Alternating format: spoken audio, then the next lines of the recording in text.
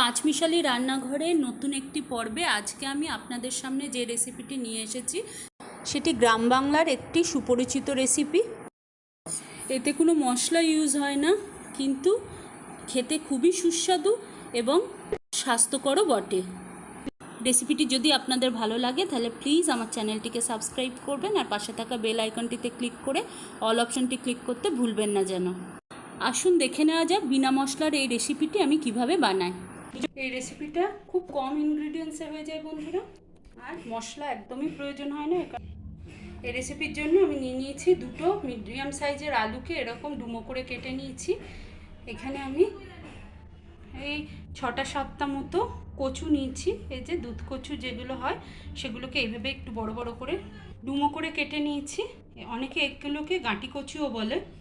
আর নিয়েছি একটা বেশ বড় সাইজের পেঁয়াজটা, এখানে খুব আর কিছু দেওয়া হয় না, পেঁয়াজটাই মেন ইনগ্রিডিয়েন্টস, ওই কারণে বেশ বড় সাইজের একটা পেঁয়াজ নিয়েছি, এরকমভাবে সরু সরু করে কুচিয়ে নিয়েছি। আর নিয়েছি একটা মিডিয়াম সাইজের বেগুন, এইভাবে খোসা সমেত কেটে নিয়েছি ডুমো করে। এখানে বন্ধুরা আমি নিয়ে নিয়েছি 200 গ্রাম পরিমাণ চিংড়ি মাছ, এরকম মিডিয়াম সাইজের চিংড়ি মাছ, মোটে বড় নয়। এই যে এখানে বড় চিংড়ি দেওয়ার দরকার নেই, এখানে ছোট চিংড়িতেই টেস্ট ভালো হয়। দেশের যে একদম কুচো চিংড়ি ইউজ করে, কিন্তু আমি এখানে মিডিয়াম সাইজের যে চিংড়ি পেয়েছি সেটা ইউজ করেছি। এই যে এই চিংড়িগুলোকে আমি পুরো খোসা ছাড়িয়ে নিয়েছি, দিয়ে নুন হলুদ মাখিয়ে রেখে দিয়েছি পরিষ্কার করে ধুয়ে। কড়াই তেল বসিয়ে দিয়েছি বন্ধুরা, এবারে আমি এর মধ্যে দিয়ে দিচ্ছি, তেলটা গরমও হয়ে গেছে, এর মধ্যে আমি দিয়ে দিচ্ছি চিংড়ি মাছগুলো। চিংড়ি মাছগুলো খুব বেশি ভাজার দরকার নেই, হালকা লাল লাল করে ভেজে নিলেই হবে। এই দেখুন বন্ধুরা, লাল লাল করে ভাজা হয়ে গেছে। এই যে চিংড়ি মাছ থেকে যে জলটা বেরোয় সেটা শুকিয়ে যাবে, এরকম হালকা লাল হয়ে যাবে, ব্যাস আমার ভাজা হয়ে গেছে। এগুলোকে তুলে নিচ্ছি।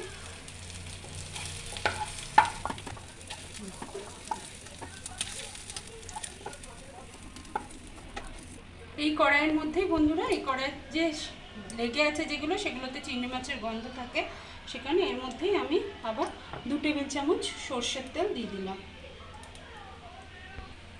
এর মধ্যে দিয়ে দিচ্ছি 1 চা চামচ পরিমাণ গোটা জিরে আর একটা শুকনো লঙ্কা ফোড়ন হিসাবে দিয়ে দিলাম।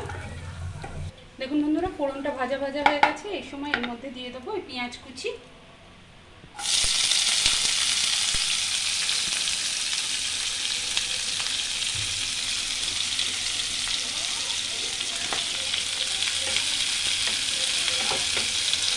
পেঁয়াজটাকে 1 মিনিট নেড়ে নেবো, লালও করবো না, কিছুই না, একটু স্বচ্ছ হবার ভাব হলেই,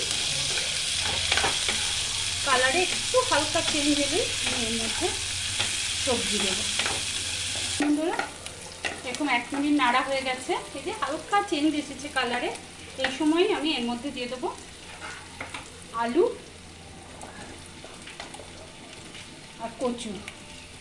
আলু আর কচু যেহেতু সেদ্ধ হতে একটু টাইম লাগে, আমি ঢাকা দিয়ে দিয়ে ভেজে নেবো, সেই কারণে আমি আলু কচুটা দিলাম, কিন্তু বেগুনটা দেবো না। বেগুনটা যদি এখন দিই তাহলে একদম ঘেটে যাবে আর বেগুনের চিহ্ন পাওয়া যাবে না, সে কারণে আলু কচু দিলাম। এর মধ্যে দিয়ে দেবো নুন আর হলুদ, দিয়ে দিচ্ছি 1/2 টিস্পুন মতো হলুদ গুঁড়ো, মতো লবণ। এই লবণটা গলে যে জল হবে ওইটাতে ভাজা ভাজা হবে আর কচু আর আলুটা সিদ্ধ হয়ে যাবে।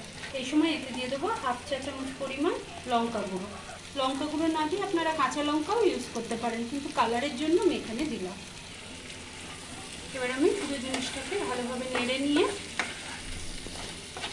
ঢাকা দিয়ে ভেজেও নেব, সেদ্ধও করে নেব।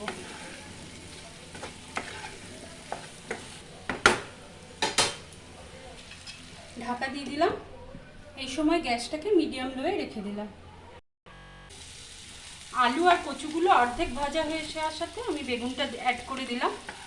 এর ফলে বেগুনটা ঘেঁটেও যাবে না, আবার ভাজা ভাজাও হয়ে যাবে। নাড়তে নাড়তে যতক্ষণে আলু আর কচু পুরো সেদ্ধ হবে ততক্ষণে বেগুনও সিদ্ধ হয়ে যাবে। দেখুন বন্ধুরা, আর মিনিট 3-4 মতো ভেজেছি, যার ফলে দেখুন বেগুনও কীরকম নরম হয়ে গেছে। এই যে ভাজা ভাজা হয়ে গেছে বেগুনটা। এই সময় আমি দিয়ে দেবো জল। এতে আমি কোনো মশলা অ্যাড করিনি, দেখেছেন, খালি লঙ্কা গুঁড়ো আর হলুদ গুঁড়ো ছাড়া আর কোনো মশলা নেই। এতে আমি পরিমাণ মতো জল দিয়ে দিলাম। এটা একটু মাখো মাখো তরকারি হয়, ওই কারণে জলটা একটু বুঝে দেবেন। আর জিনিসটাও সেদ্ধ হয়ে আছে, খালি চিংড়ি মাছের গন্ধটা এর ভেতরে ঢোকাবার জন্য আমি দিয়ে দিচ্ছি স্বাদ মতো লবণ, দিচ্ছি স্বাদে ব্যালেন্স আনার জন্য অল্প একটু চিনি। আপনি একটা স্কিপও করতে পারেন। ভালো করে নেড়ে নিলাম। গ্যাসের ফ্লেমটা একটু বাড়িয়ে দিলাম। দেখুন বন্ধুরা, ফুটতে শুরু করেছে। এই সময় আমি এতে এই ভাজা চিংড়ি মাছগুলো দিয়ে দিলাম।